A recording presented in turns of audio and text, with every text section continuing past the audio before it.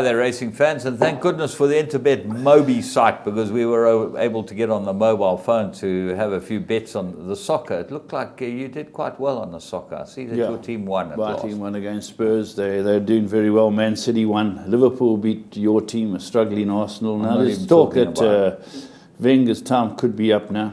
Well, it's not 1 year too soon coming. He's made a lot of money out of us, and he's never ever produced anything that should have done. He had a team at one stage that was unbeatables. Yeah, they went the year unbeaten. But he had a whole lot of big players, Thierry Henry and Blatter. He's got a whole lot. Yeah, but he bought them, James, and he's top. You don't suddenly become a bad manager. You don't suddenly become a bad manager. It's like suddenly becoming a bad racehorse trainer. That's right. You don't. If you can train horses, you can train horses. No, I think his time could be up, but.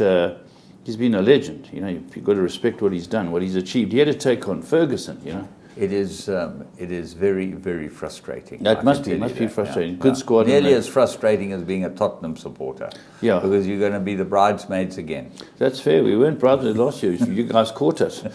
But it'd be tough. But everything hinges on tonight. I think the league's very good, and I'm really enjoying the Premier League this year. Jim, the good news is the sevens, again, the Blitzbock are too good. Too good. Fantastic. With a red card, apparently. Yeah, the Fijian. But it was 19-5 at the time. The guy took cock out when he was in the air. Yeah. Did that come out all right? Yeah. Okay. Mike the Cock, we're going to be talking today's show. We're going to be talking to Kevin Shea. You'll chat to him about some of the highlights of their career together. I think Kevin's spent 8 years, nearly a decade with him. With Mike as his stable rider. I see Delpesh won 3 Vodacoms for him. Yeah. Amazing, eh? But between the two of them, they've been very, very good for the stable. Then Johnny Girodis, he was fantastic. Washong Mowing, he's had some top riders ride for him. We're going to try and do an interview with him this week, during the week that we'll broadcast next week, because he's coming out to South Africa, so it will be nice to see him. And just talking about other sport, and this sport you've got to know. The South African cricket team, 50-over cricket team, Proteas. Did you see how they won? They absolutely put them to bed, retained the #1 spot. David Miller, brilliant. Good to see him back after that hand injury. No, they're a wonderful side. They've got a batting depth. De Villiers is something else. He's a very good player. So is Faf, so the openers. It's a very good team. Take a good team to beat them. So I'm pleased they're going well. I'm very concerned about our rugby, because it looks like they just rearranged the furniture. That's all. Absolutely. The Sharks won, which was pleasing. That's great news. But the Lions, again, absolutely murdered the Aussies. The Waratahs. Wonderful. Free State looked good at home. Yeah. They beat Free those State's Scots. not a bad side. They played very well against They swing the ball last week, The Franco's a good coach. Yeah, I think so. I think he's in the mould of Ackerman, that type of coach. And it looks like they could be the two teams to follow. Yeah, absolutely. And certainly, hopefully, the Sharks pull their thumbs out and do a little better than what they're doing at the moment, because I think without Lambie they could be in a lot of trouble. Yeah, they're doing well. I'm pleased that they've come the win on the tour. All right, well, we're doing very well. We got quite a lot of racing to get through, so let's go and have a look at our 3 to follow.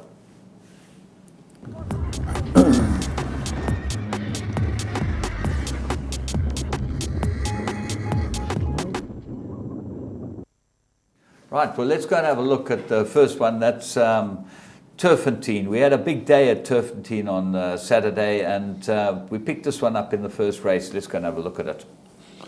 Yeah, this horse is called Wondrous Climber. There was support for it. It ends up being the runner-up. It's by Dynasty, and it looks to be a good horse in the making. You can see it in Chris Vanika's colours, probably about 7th or 8th. Your eventual winner, it gives a little bit of a pull here for Andrew Fortune, a horse called Whirly, and that was trying the trip. Just a bit keen on the green as Whirly, and probably 3 places back is the horse that we found, Wondrous Climber. Yeah, it's actually the second race. It's a 7 furlong at Turfentine, as we said, and Wondrous Climber, Chris Vanika's colours, about midfield, on the fence at the moment, but the other one gets a break on it, Whirly, bred by our mate Mike Sharkey, Great Britain.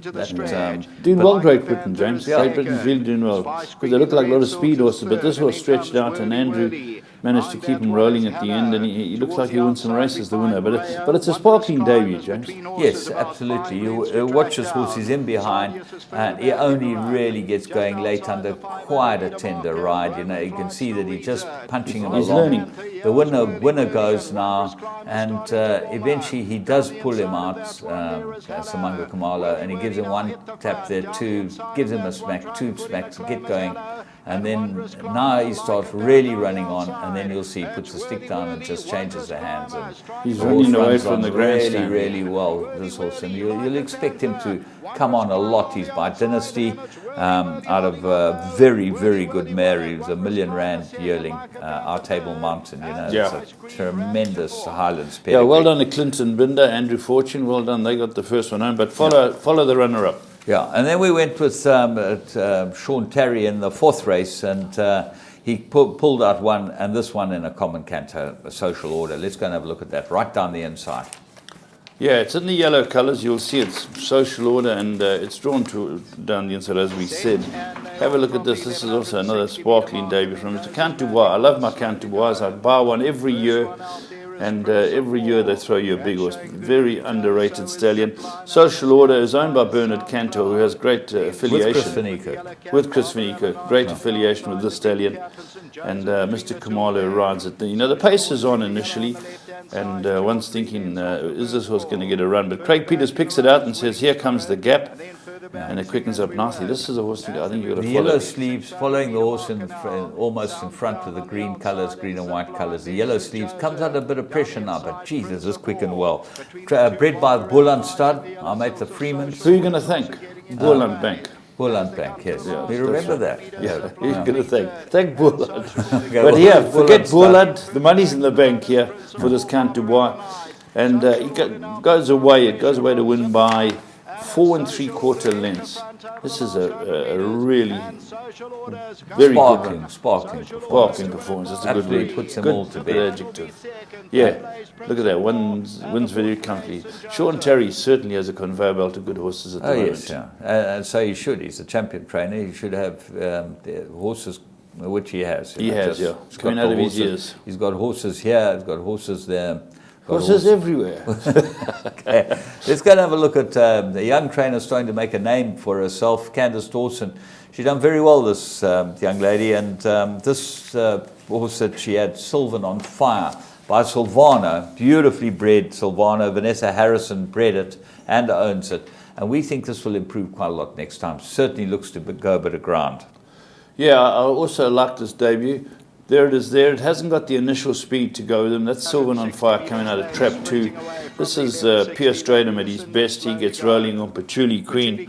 And it shows pace with Give Me a Break. And these two run 1 and 2. But the horse we found is 3 off the left. If you can just catch the horse down the inside. It's in Vanessa's colours. Pink and white colours, Vanessa Harrison's colours. And it obviously is going to go a trip out of a Jetmaster mare. And you'd expect this filly to be quite a nice filly down the line. Gavin Larena rides it. Yeah, Striker looking very composed with his elbows out in front there, and Give Me a Break is the danger, and Striker typically gets his horse to run up close to the runner-up to get a bit more out of it, and then all the while the Sunrays horse Sylvan on Fire is starting to make up a bit of ground. Yeah, Striker goes for home now. On the outside, might have been the best going as well on the outside, although Terry's filly won. Gelding one down the inside, and here Striker just moves over just to make sure that they're not going to get past him, which is his best trick, and we'll see him do it later at his very best. But the horse that ran third, you can be with it next time. I think that it will go in and win. So those are 3 pretty nice horses to follow, obviously from Turfentine. There were a couple at Scottsville on Wednesday, but we didn't want to be parochial, so we moved away from those. Let's have a look at what we've got to come. And we're going to look at the Blast from the Past, the SA Classic 2014.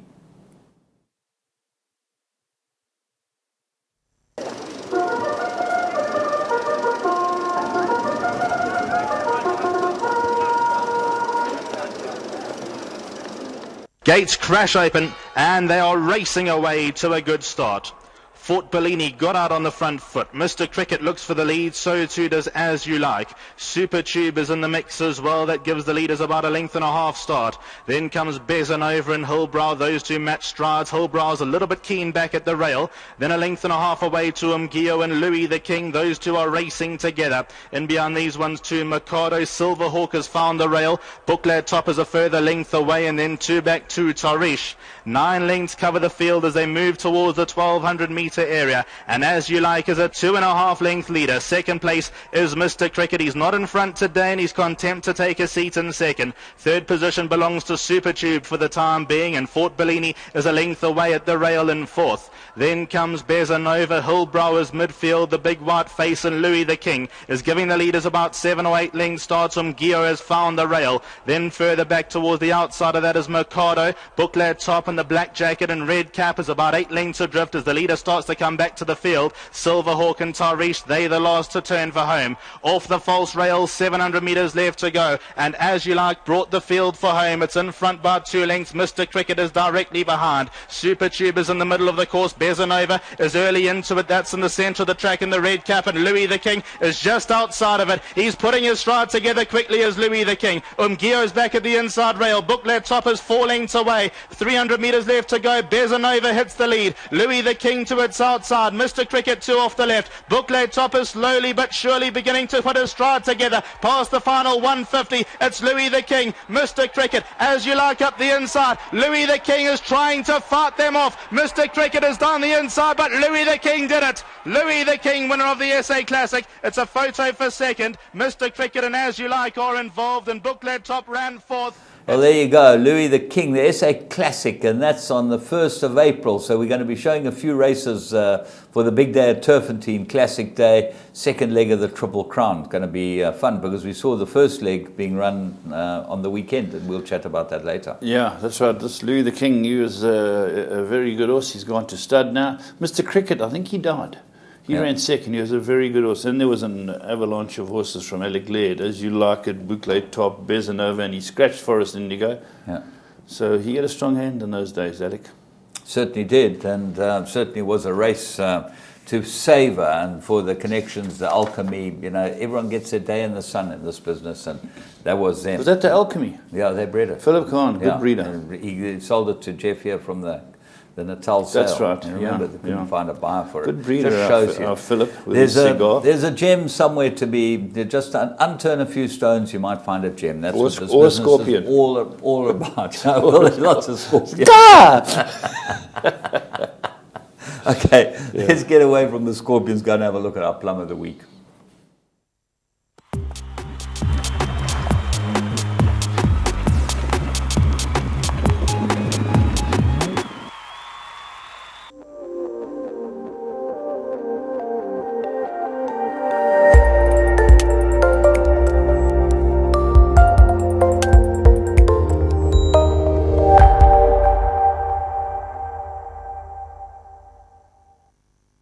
Kelder's back second, marshalled that towards the inside, but My Pal Al extends his lead coming to the 200 metre marker. Still a confident ride from jockey Anton Marcus. My Pal Al by 2.5. Marshall that's back second, Van Kelder third, My Pal Al giving all the right answers once again, and My Pal Al not for the catching, 1 by 3. Marshall that second, Roy Strikeforce, Van Kelder and Spanish Captain. Well, this looked like the bet of the weekend. Anton Marcus on the horse that won very easily last time. You knew he was going to dictate. He was well drawn, and he certainly did. And wonderful for the Labuschanes. Yeah, nice to see them. They bred it, and they own it. Captain Allegain. Yeah. Jim, my mate spoke to me. My mate Chick, he was speaking to me at the races, and he says he loves watching Plum of the Week. But why do we give it before the meeting? He says, what good is it there? He said, you and I have got to try and come with the right. And Chick said, Lev, give us a Plum of the Week for next week. Moses. I've just found your Plum of the Week in your left hand. Sorry, I didn't realise that the phone was on. But no, you don't normally get calls. That's Dubai phoning me, and I never. Oh my goodness probably gracious! The cock or whatever. What a disaster! But Jim, they want us to start considering giving us the Plum of the Week. Well, if you tell your mate, okay, Chick. What's her name? Chicken. Chicken. Yes. Chicken. Tell Chicken to listen to the Interbet podcast. Okay. And there's the Plum of the Week on the Interbet podcast. There we go. Every time for racing, and normally we pick out one of the horses that are picked out in the Interbet podcast as a horse to have a bet on. Okay. So you've got to be an Interbet subscriber. Listen to the Interbet podcast. Okay. But this horse, you could have got 17 to 10, 18 to 10, as much as you liked. In fact, it was 2 to 1 at some stage. Yeah. And it did look like the right Won horse. well. The rest of the card was a minefield, but that won extremely well. Apologies for the phone call, but there are people looking for me. Normally Interpol, SAP. Yeah. Anyway, we're going to move on and we're going to have a look at current affairs. Yes! If you love soccer and you play the tote, you won't believe what Interbet has to offer you, or the excitement of tote betting on your computer or your cell phone. It's simple. Choose your teams and your bets, work out what your combinations will cost, see how big the pool is, and place your bets. You can even track your bet live as it happens and get updates on your progress. It's all the fun of the tote on your phone. So what are you waiting for? Sign up now at www.interbet.co.za and you could be a winner.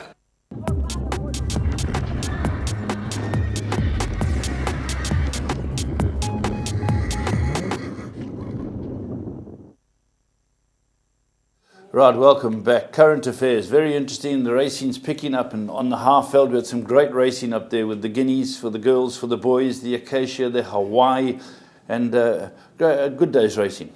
Superb day's racing, and by all accounts it wasn't going to happen 24 hours earlier. They'd had tremendous rains, but the track manager had to do a wonderful job. It's a fantastic race course, that. And James, why is it whenever they have prawn day, Knowlesy's there? Well, why do you think?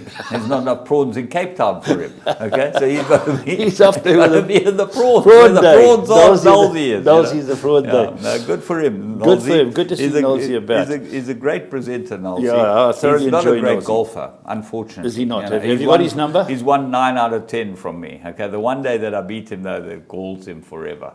Because he is probably the biggest thief of his handicap that's ever been. He's an 8 or something with that that's bugger. criminal. Yeah, criminal. Jim, Anyway. let's go on to the first one, the Hawaii Stakes. Over the years, it's been the source of champions. We've seen some great horses win the Hawaii Stakes.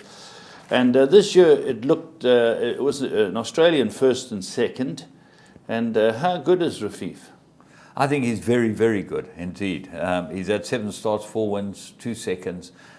He's obviously a top horse, this horse. And the only time he got beaten was when he had Johnny Gerodes on. I think that was the end of Johnny Gerodes' career with Mike. He now became the Batman at Dubai. Wingman. So, wingman, Batman, so, the ironer, chief ironer. And here he's quite good at chopping too. Yeah, he get beaten on this horse and I run not a place. Yeah, there had to be a problem. Yeah, there had to be a problem. Well, they've now got Callum Murray riding it. And Hawaii Stakes goes to Rafif. Let's have a look.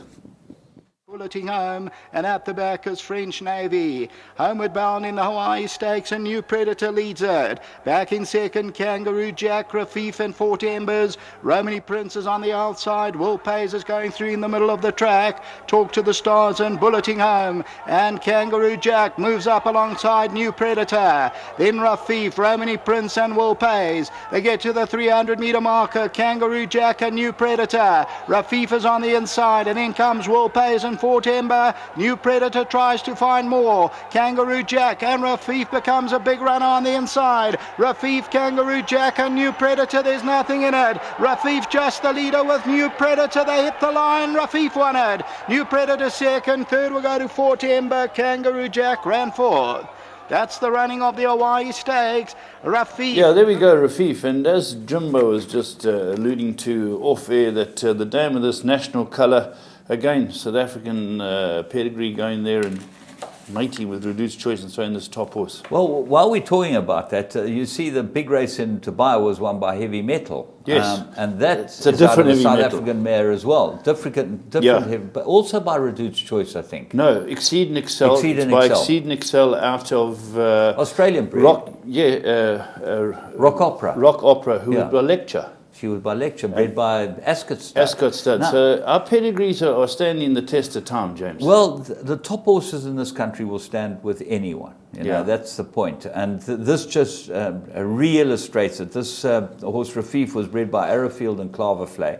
And it's very interesting. That's owned by Sheikh Maktoum. You know, they bought it for quite a lot of money. Mike really loved this horse in Australia, and he's turned out to be well worth the money. As I say, he's a stud prospect now. Matthew was saying on the lines that he's a stud prospect. He beat some decent horses, Jim. Yeah, I thought it was an extremely good run, and he looks like his horse is going to get better, and that's what you want. Sprinter milers in this country, that's the business. We go on and have a look at the Acacia, Grade 3, and this was the second leg of the Mike de Kock treble that led to 3,000 winners for Mike. Another rush will have to come from the rear.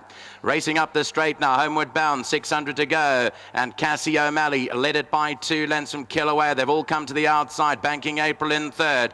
Polyphonics got 3 lengths to make up, followed in behind that by Flying Ice. Further back to Tahini, Sensible Lover, Sharma's down the inside of the track. Further back to Silver Class, 300 to go, and Kilauea struck the front now. Kilauea leads, Polyphonics out after it. To the outside, another rushers coming from last placing. In behind that, down the inside, Bella Sonata, but here comes another rusher and Bella Sonata down the inside to fight out the Acacia. It's Bella Sonata, another rusher as they come down to the line. Another rusher got there from Bella Sonata, 4 lengths away to Kilauea, Polyphonic, then Sharma, Tahini and Bennington Sands.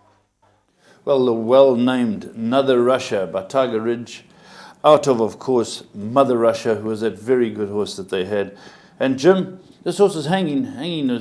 Young Zaki was battling to keep it on a straight course, but I think it was the best horse in the race. It won, but it probably gave away 10 meters, maybe 15 meters. If we had the trackers device or whatever, we'd be able to know. We'd know exactly what the story was. But that definitely ran further than anything in the race, and the win was absolutely amazing. And Craig Zaki's ridden this filly every time she's run. She's won 3 runs, second 3 times, and third once in 7 starts. She's got to be very, very good. Yeah, good filly this. Tiger Ridge, and you know the interesting story I think Mary was saying was that Jessica bought this filly at the sale without Mary knowing. Oh, okay. She said, "Not only did you sell this to someone else, Mom," and bought it. But you got to feel sorry for the second horse, Bella Sonata. Ran a good race. Ran a very, very good race. The rest weren't in the picture. So that's right. It was a very good race. We go on to the Gauteng Fillies Guineas, and the machine keeps rolling.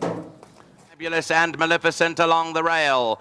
Behind that is Elusive Strike coming wide into the straight, Smiling Blue Eyes. Orchid Island still got 7 or 8 lengths to go, followed by Al Hora, then Safe Harbour. Behind that, Redbury Lane and Pool Party. 500 metres to go, and Smiling Blue Eyes has come up to last chirp on the outside of the track. They've gone a length and a half clear.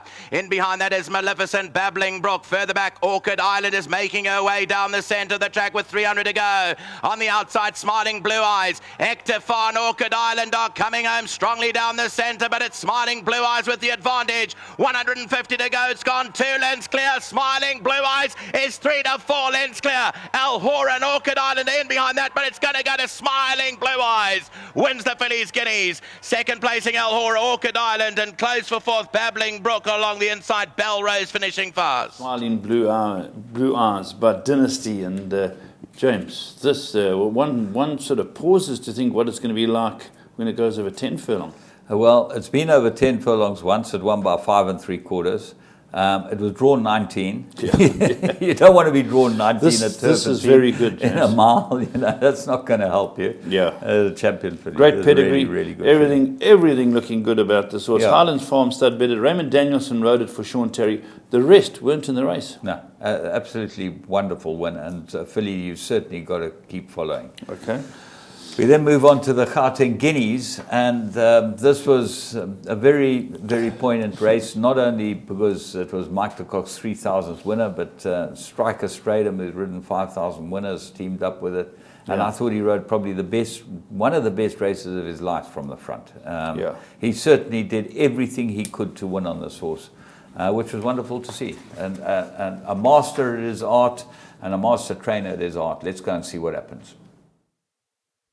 The betting world, how 10 guineas, 1 million rand here, and Janubi brought them for home. Has gone 3 to 4 lengths clear from Chili Con Carne in second. Then comes Duzra Unagi. Elsahem's got 7 lengths to go. Heavenly Blue in behind that. Then comes Furiosa, Matador Man and Tilbury Fort. 400 to go. Janubi's on the lead by 2. Chili Con Carne's back in second. Duzra, Heavenly Blue coming through. Elsahem is down the centre. 250 to go. It's still Janubi who has the advantage. Elsahem is back in second. Then Heavenly Blue in behind those. Tilbury Fort. Janubi in front. Elsahem is coming quickly in the final 100 metres. Janubi keeping rolling from Elsahem. Janubi from Elsahem. It's going to be close. Janubi will give Mike de Kock his 3,000th winner. Pierce Strader rides Janubi. Well, there we go. As James said, 3,000th winner to Michael de Kock, a legend, and it's come with Pierce Stratum up this Silvano. Great ride in front. He made sure he got closed in onto Anthony. Anthony's horse, great run as well. Honour and defeat. Yeah, I think that two very, very good runs indeed. And I just think Stratum at his absolute best. When he starts lugging onto you without interfering with you, it's very hard to get past. And he's done this his whole career, has been a master at it. And that was a very important race to do James, it into. Again, both Silvanos. The third horse is a good horse. He's going to go over the ground too. Yes. He's a schnitzel who's set the fires, the tracks alight every week in Australia. This Heavenly Blue plugged on well as well. Going to be a big horse as well. I think, yeah, as you say, when he goes a bit of ground, he's definitely going to be a very, very good horse. And but I don't. You might believe that these 3 horses, the top 3, could be next year's big horses to follow. Yeah, they could all be Vodacom horses. The Phillies Guineas winner could be a Vodacom horse. Yeah. We're going to take a break because unfortunately we're out of time for this segment, and we'll be back with the rest of the news.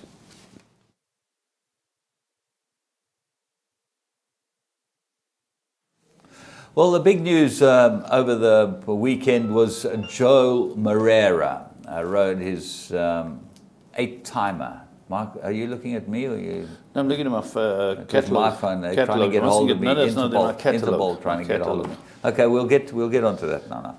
Let's talk about Moreira. Yeah, 8 wins, 10 rides on 11 race card. He's broken the record there. He's just he had 10 rides a week. Couldn't win one. Yeah, and he's just such a great rider. This guy.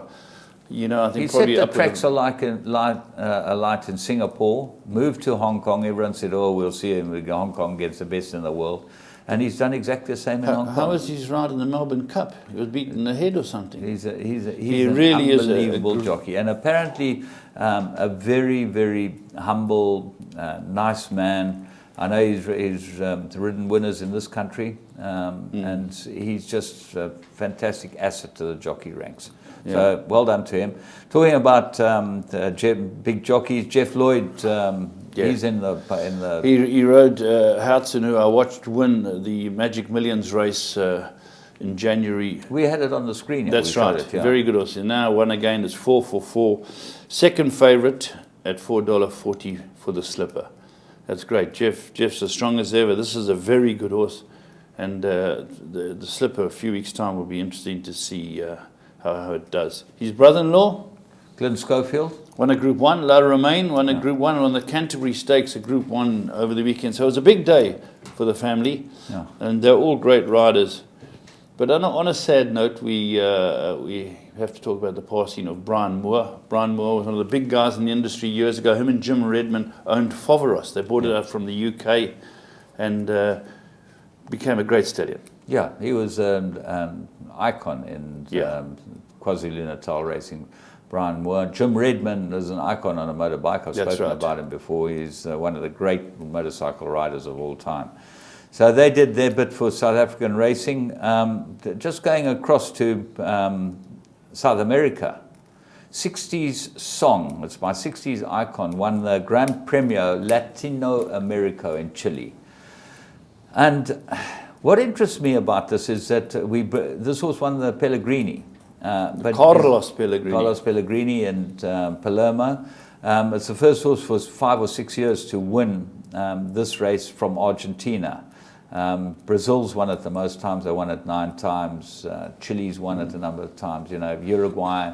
all these places have won it. But talking about, I wish they'd stop trying to get hold of me. I tried to turn it off, but this phone turns itself off when it feels like it. Turns itself on. Anyway, the third dam is a Northfields mare. Yes. Which is very interesting. It just shows you how far and wide. It's bred by Firmamento, who are great friends of South Africans. We spend a lot of time there. And they're a very, very good farm. And wonderful to see this horse win this big race. 60 Song. 60 Song. The retirement of a great sprinter as well, James William Soul Power. Yeah. He beat Shay Shay at Royal Ascot. It was a great race. Yeah. Short head. Yeah, he was. Who rode Shay Shay that day? I think Christoph. I was there. Might have been Christoph. Yeah, I was actually at that meeting. Got beaten on the post. Yeah, absolutely. it was close because he came and grabbed him. Yeah. You know, so he's retired. Get beaten that closely in a Group 1 in England was really sad for us that day. Anyway, talking about retired horses, American Pharaoh, he shuttles to Coolmore, Australia. Which is the most unbelievable shuttle announcement ever. Because I think American Pharaoh, California Chrome, they would be the two really, really big horses. You know, American Pharaoh was just a bomb. He was better than all of them. He just played with them, a big, massive horse. And ask Michael de Kock, because he got to see him in the flesh, and he'll tell you about American Pharaoh. But good news for those of you who buy out of Australia. Yeah, they will be available. And what else was there? The Jebel Hatta. Jebel Hatta, yeah, that was our best finish on Saturday, but it was tinged with sadness because we lost to Urtichol in the race. But St. Charles ran a great race, got beat neck, and the lights is only a length and a half off the winner. So I thought the two of them ran very, very good races, but it just shows you how tough the carnival is getting. These horses are coming from everywhere, and they're not good horses, they're top horses. The French are sending some horses over there. There's bombs, it's very, very tough. Bombs. Talking about sales, but just talking about before that, there's the last chance you get to get into the World Cup. Phone Phil Georgia. You'll see the advert at the end of the show, and I think there are a couple of spaces left available. But before we go there, Adelaide. If Zane can pull this is a catalogue. It's in the 13th, 14th, and 15th. You can see it there. This catalogue has got stronger and stronger. Last year I bought Sir Frenchie there. He's one of the top horses out of Cape Town. He's about 2 out of 3, Sir Frenchie. You know, he's very, very good. Choisier. Yeah, that's right. James, there are so many top stallions represented right across from Snitchell, Choisier, you name it. This sale has got stronger and stronger. I will be going out to sale. If any of you need to get hold of me, it's a very good sale today. And you can afford horses at Adelaide. I know. I looked at a whole lot of horses for Brian Bernard there last year. That's and right. There are horses that you can buy on that sale. They're really nice, and it comes at the right time because it gives you a chance to get them over here. You know, then you can get them ready to runs if you want that's to, what or whatever. Happened. Yeah, that's what happened with Sir Frenchie. Anyway, great thing. We're going to be chatting to Kevin Shea. He's going to give you the lowdown on living and working for Mike de Kock, and it will be a fitting show. So enjoy every moment of it.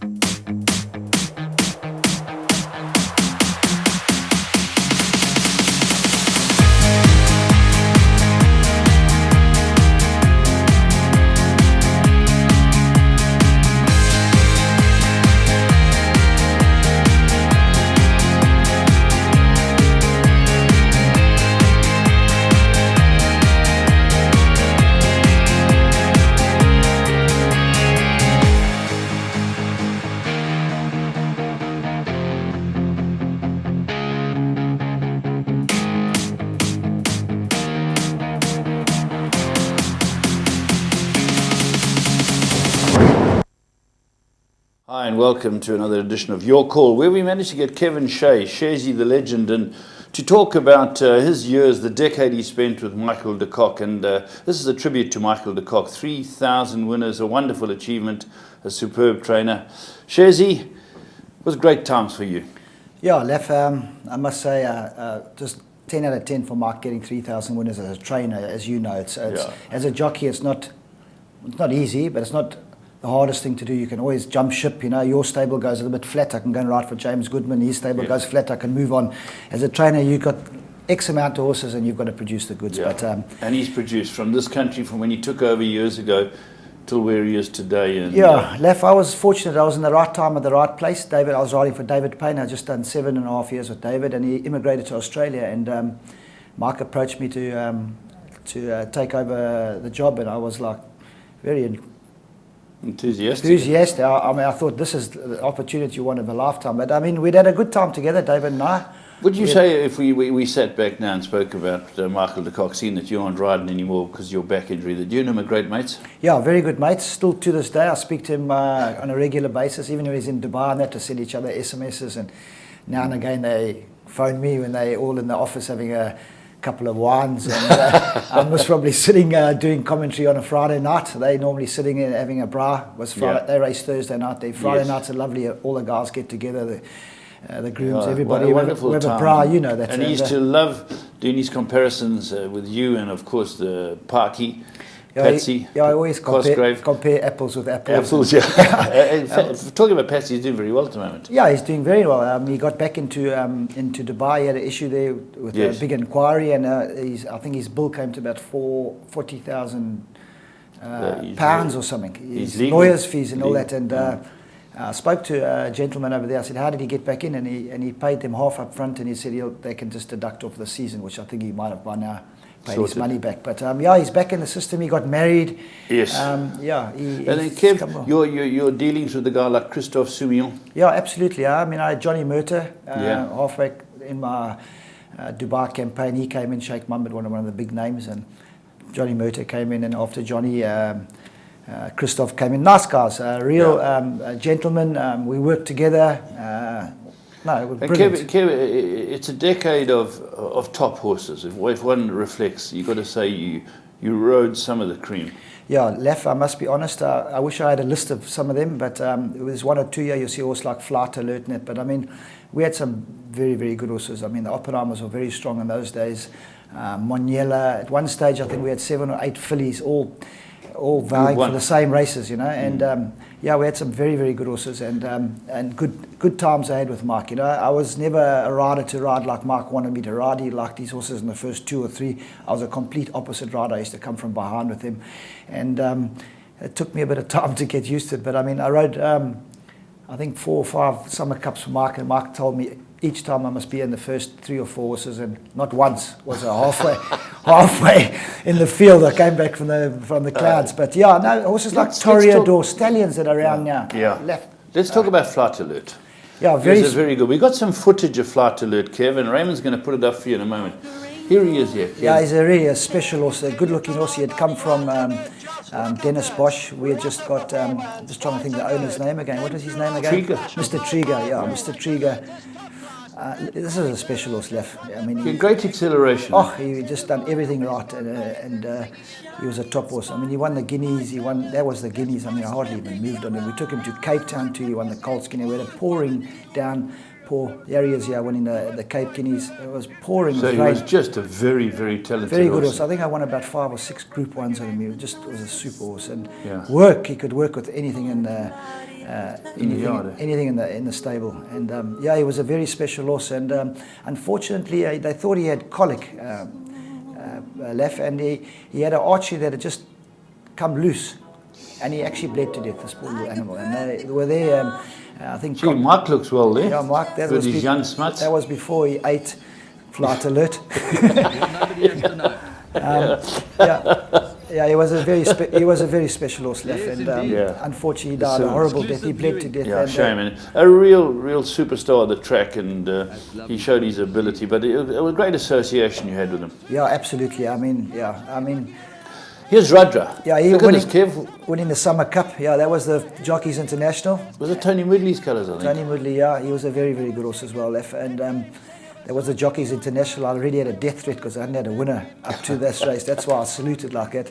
And funny enough, I won the next race too. Myself and Mick Kinnan fought it out. And that was a great day as well. That's Christophe Soumillon. He's lending him your Rolex. Yeah, he rode a horse for Charlie Laird. Also very good horse. He followed me the whole way. And try to outrun me. So Rudra was, you win the Summer Cup, you're a very good horse. Top horse left, very good horse, a gentleman of a horse to ride.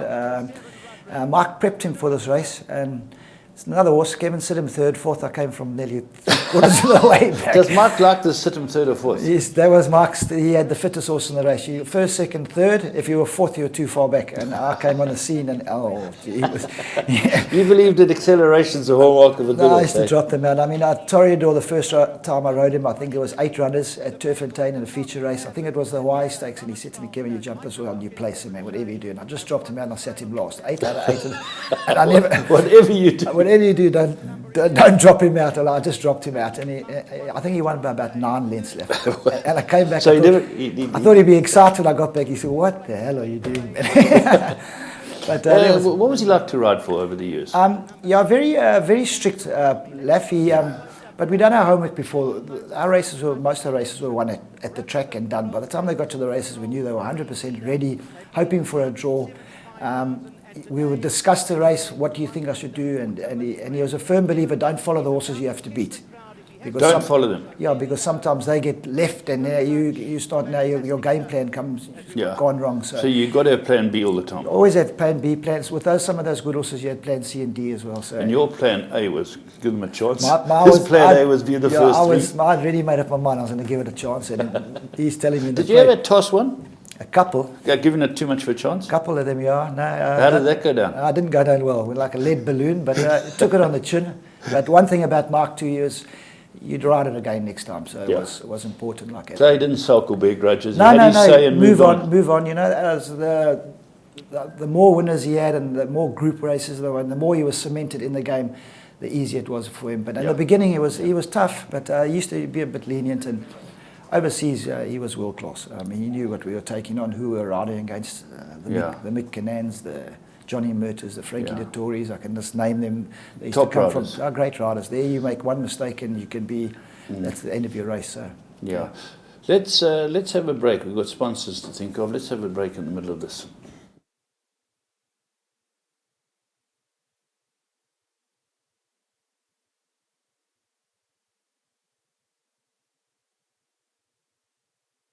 Well, here we are. We got this up again because our graduate this week for the Magic Millions was Sir Frenchie, a horse I bought off this sale last year by Choisier, and he looks to be a very good horse. He's now won 2 of 3, was beaten in his middle race when he was drawn on the outside in Kenilworth. But this is a really strong sale today. So those of you who are thinking of getting involved, give me a shout, because there are good horses that have come off this sale, and certainly South Africa's seen one in the last few days. Right, Kev, let's move on.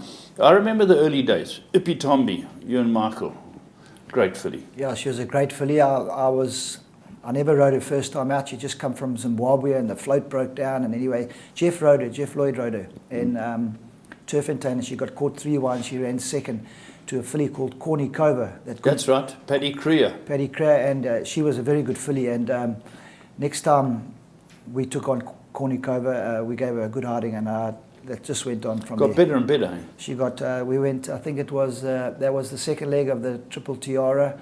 Then she went. She won the Classic in the Fillies Classic in Joburg. I mean, by lengths. And then we brought her to Durban, and she won the Fillies Guineas, the Wolverhampton, into the July, off to Dubai. Then she won the Jabalata, those 2 feature races, and then going on to win the duty free, as you know. That was my association with her. The Vodacom Durban July was a whisker. You used your tactics. Yeah, I used to drop it out again. A good field of fighting it out. Flight Alert was favourite for the July. Yes. I was riding Flight Alert, and he had 52.5, and his excuse was I couldn't do the weight. 52.5. They took me off and they put Waishong on the horse. And was Waishong lighter than you, or was he when you raced? Similar? Yeah, he was. He was maybe a little bit lighter than me then. And I said to Michael, "Thanks very much." You know what I mean? That's my July winner gone down. So he said to me, "Well, you can ride the filly. You can ride her a kilo over if you want to ride the filly." So I said, "Okay," I was happy. And did you get down to weight? Yeah, that's how I went on fruit and water and black coffee for a month. I lost 10 pounds. Did it affect you? Didn't affect me. No, on the day I was good, but she did. She came from the clouds. She beat a very good field. Angus. I mean, you look at some of those horses there. Just got up, going Key away. Of Destiny, Angus. There was a whole group across the track. Right across them, right across the track. But it was a great win. She drew 14 or 15 out of 20. That's why I dropped her out. I think if she had drawn in the first 5 or 6 that day, I wouldn't have moved on her. Well, so that's good. She was very good. And she proved it when she took on the Colts in Dubai and beat them fair and square with her Group 1 penalty. And then she came in the duty free and they take the penalty falls away. That's where she comes in with 54, 55. So she punished them. She punished them again. I mean, she beat the horses that came and won the duty free 2-3 years later. Can you recall, and this is a tough question, can you ever recall coming back to the paddock or the unsaddling area and you have known you're going to face Mike de Kock because you've done something wrong? Can I recall it? Yeah. You never forget it. You can see the look a mile away, and you know. I mean, one thing about Mark, they never lie to Mark. He's got a memory like an elephant. Yeah. Don't ever lie to him. Just come back, and before he can even attack you, you attack him. So Mark, I really rode a bad race and everything, and you take the words out of his mouth, and he give you a good look at, and and the next day at stables, in the morning you'd be called into the office and you have a chat about it, and that was it. Finished. Move on. Let's move on to Dubai. We've got, I think it's Sun Classique, who was an outstanding horse as well, Kev. Let's have a look at this and see what we've got here. Here we go. Yeah, this is the... You give instructions to someone? This was the Shima Classic. There's Michael looking healthier. Yeah, Mark, yeah. She was a very good filly left. She drew Who's 3... that leading horse? Is that Robbie Hill? No, that's one of Mark's grooms. He's still with him today now. Is he? So he's got a long service. Oh, no, they don't leave Mark. A very nice guy. I just can't think of his name offhand. But there's Rasta, Sushi Sen. There's other little horse that got... That came from Maui. Mowing, that was, I can't There's think Lionel Cohen and his wife. And daughters. Yeah, he was a very good breeder in his day and very actively involved in breeding for Mrs. Plattner now. And Kev... My plan here left was to follow the stable companion. If I could get behind Johnny Murta, I'd be in a great spot. And I mean, I drew 3, I had everything in my favour. This is another one that had 61.5, got taken out in the race before this, the Balanchine, and still got up and won. Yes. And there was like a 6-kilo swing with some of these horses. There's Warren and Wendy. Warren and Wendy, yeah. I think this filly kept their marriage together. Look at him, he's phoning his bookmaker. No, he had his whole family there. I think he flew about 15 of his family out for this. He's got another very good horse at the moment. It's good to see because he's a great guy. Yeah. And let's hope they have a lot of success. But this was the day for him. And you can see he's nervous. Terry Fripp in the background. Yeah, he had Sushi San for Herman Brown. Lionel Cohen. I mean, for our owner, since I've been out of the saddle, left watching the horses ring and that, I'm not even involved. I get nervous for them. But I mean... All right, let's go to commentary of the race, Kev. All right, let's listen to it. Terry Spargo at his best. Dino, then Mura Lion, Don San and Gower's Song on the rail. It's a strung out field in the Shima Classic down the side, 1,300 metres left to run, and Springhouse showing the way by a length and a half. Over West Wind with Oracle West a half length away third. A break of 1.5 to Sun Classic. Gravitas on the move. Frankie beginning to fire him up. Yum Zane on the rail needing room. Yellowstone going through in the centre. Latensi's off the fence now 3 deep. Followed by Susie Shan on the inside of Guajano, then Viva Pataka. Dr. Dino still a long way back. Muraline going forward on the rail. Followed by Better Talk now. Gower's Song is second last, and Don San had dropped out to the rear as Springhouse brings them onto the bend. 600 metres left to go in the Dubai Shima Classic. Springhouse in front of West Wind on the outside. Oracle West is 3 deep trying to join those leaders. Sun Classic gets a run through in the middle. Yung Zane follows through. Gravitas deep around, and here's Viva Bataka for Hong Kong starting to storm down the centre. Sun Classic reached the lead, 250 metres to go from Yung Zane. The pride of Hong Kong, Viva Bataka. Dr. Dino on the outside. Sun Classic's in front, still more than a length. Viva Bataka's trying. The poster's looming up. It's Sun Classic. It's another one for South Africa. Sun Classic has won from Viva Bataka, Dr. Dino, Guajano, Susi Shard, Yumzad, then Mura Lion, Gower's Song, followed by Better Talk now, Springhouse, Latensi, Gravitas, West Wind, Yellowstone, Oracle West, and Don San was always back to the tail of the field. Right, here we go. Very emotional. As you can see, Lionel's there, and there's Wendy and Kev. top filly and a tune to the minute. Yeah, very good filly left. What can I say? Give me goosebumps watching him again. Yeah, it was an achievement. The gag. It was a great time, and as you can see, the emotion. Bonsky's really caught the emotion, hasn't he? Yeah, absolutely. No, Bonsky does a good job. Who are you shaking hands with? Johnny Murder. He came back to murder me in Arlington Million, but yeah, she was a super filly left. I don't know what to say. She just easy to ride. All you needed was a draw, give her a nice position, and I let her go a little bit early, I must be honest, but because of the weight swing around, I mean, Viva Patake was one of the top horses in Hong Kong. They all had to give me 4 or 5 kilos, and I'd already given them weight before and beaten them. So I thought, if I get going on my bike, she was fit, go, and that's what won her the race. Was that Ned Al-Sheba or? That was Ned Al-Sheba. That's the good old Ned Al-Sheba there.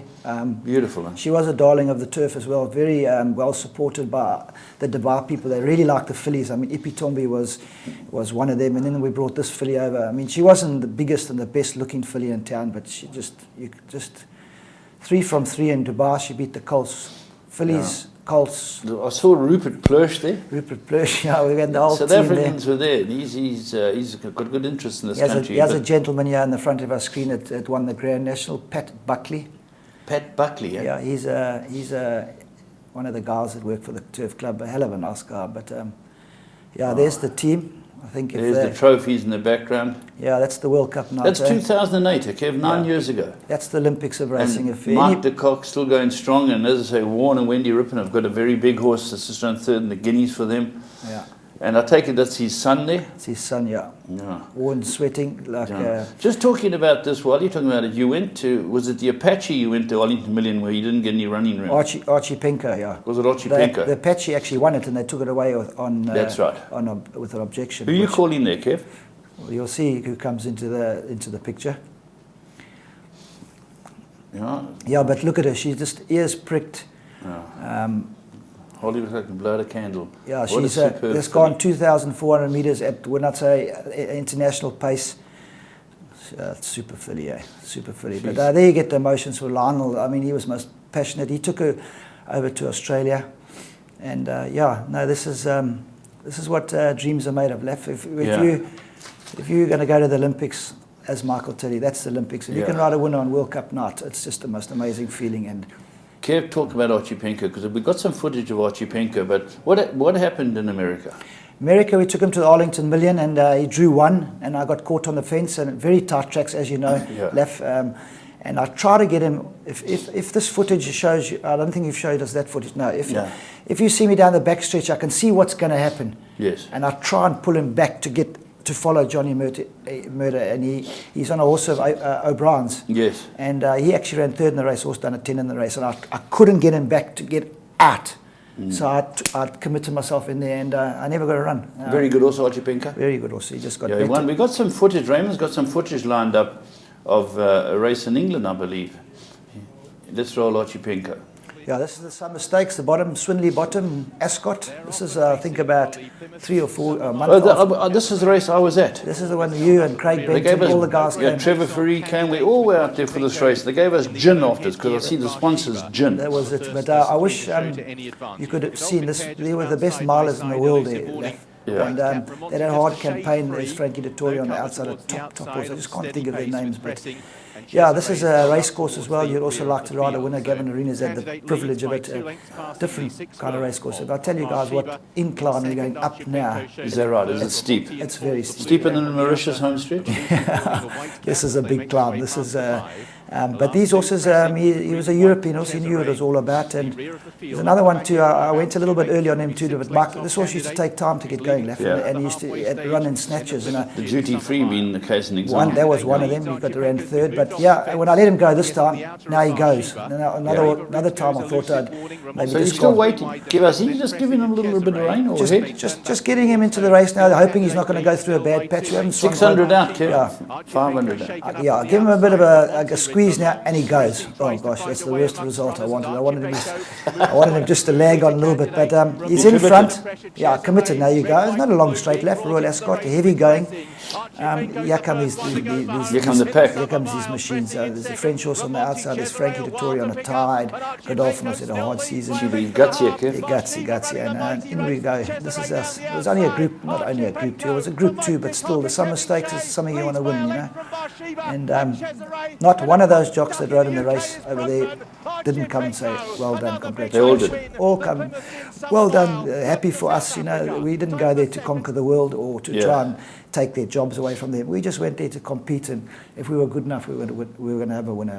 And that's how it went. And they were very good to me, the English and the French jockeys, as I wasn't there to steal their jobs. Because you were up at Newmarket with Michael. Yeah, Newmarket was fantastic. 3 years. You had a great time. Yeah, great time. Did you spend 3 years there? Three seasons after the Dubai, we used to go there. Wonderful experience. Yeah, well, we used to do Hong Kong, Singapore, have a little bit of a break in between, and then back to Newmarket in the summer. Have you got a fond or a great memory of Michael de Kock from your decade? Him eating pasta, maybe? Yeah, I'll tell you what happened when I won the July on Dancer's Daughter. Yes. We were discussing the July about 2 weeks before the race, and he said, "What do you think?" And I said, "I think that filly Dancer's Daughter will win." And he said, Washong says she doesn't stay, and this and that. And we were sitting one day in a rainy day in Newmarket, and Justin Staith phoned me. He said to me, "What are you doing for the July?" I said, "I'm doing nothing." So he said to me, "Do you want to come and ride?" So I said, "I'd love to. What do you want me to ride?" He said, "Dancer's Daughter." So I said, "Okay, that'll be fantastic." I said, "Can I give you a ring back?" Mike was standing on the other side like that. He said, "Don't wait, tell him, yeah, we'll go." Tell him you can ride it. Yeah, so I said, "No, okay, that's fine." Mike's giving me the all clear. He said, "We'll come back." He said, "We'll fly you back, and ride, and then fly back to England." So I said, "That's fine." Put the phone down like that. Mike said, "Sweet." I said, "We need a bit of a break from here. Come, let's go." Fantastic. And when I won the July, when she dead-heated, when I was walking up the chute with Bernard, that the first man that walking down there was Mark, and he said to me, "Just shows you in the right time at the right place." Kevin, just to end on, both you and him are golfers, avid golfers. He's got your number? Yeah, he's got my number. He's far better than me. Yeah, we play a lot of golf in Dubai together, and that's how you socialise in Dubai and golf and that. But yeah, he's got my number with golf. I can't say that. But eating, he's got my number. Yeah, and he's got you. Eh? Clothes, we never had a problem. Clothes, that's right. Yeah, we used to live together. In your first apartment that you guys went into, I believe you used these underrods. Yeah, I used them for a curtain. That's right. Yeah. You used these underpads for a curtain. Yeah, so that was my... You never wear yours? No, never.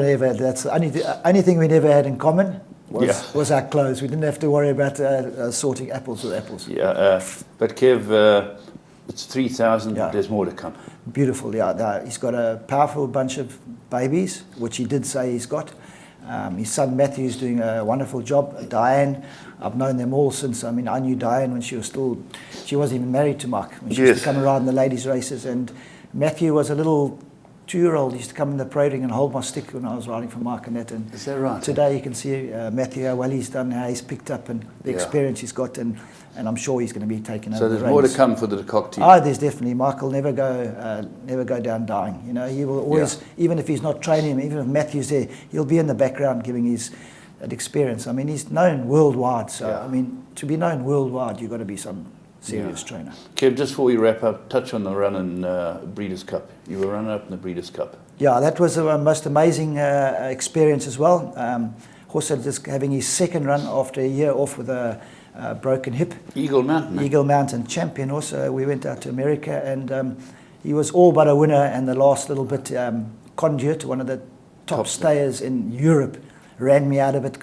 He had his 7th run that season. He was super fit also, Ryan Moore. But everything went to plan, and it was the most amazing experience. I loved America, I loved England, I loved Singapore, I loved Hong Kong. And Dubai. Dubai was part of my home, and I'd done a bit of France and Germany when I was in England, because it's half an hour away for the experience, and it was fantastic. One ride in Germany, and I fell in the Guineas. You fell in the Guineas? I fell on a horse for Cloud Britain. Turned for and caught the horse's heels. Well, Kev, it's been wonderful to reminisce with you and talk about the legend Mike de Kock, and there we are, 3,000 winners and winning the Guineas for the pure straight and one on. So that concludes our talk with Kevin and our talk about Michael de Kock, but we are hoping to get Michael in the studio to have a good chat with him. That's your call.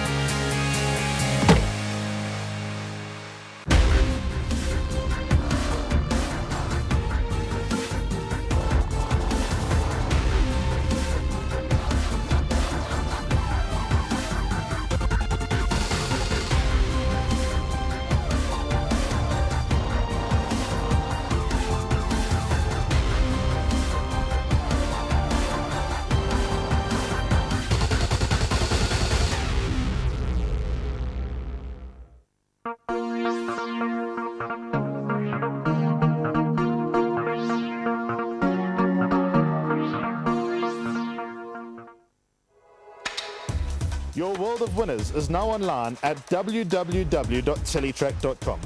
Simply subscribe to log into your account from any mobile device in South Africa and access a wide variety of content from our membership package options. Listen in via a live audio stream, catch live racing locally and internationally, or view a wide variety of Teletrack magazine shows to stay informed and updated on the go at any time. It's never been easier. Go to teletrack.com now.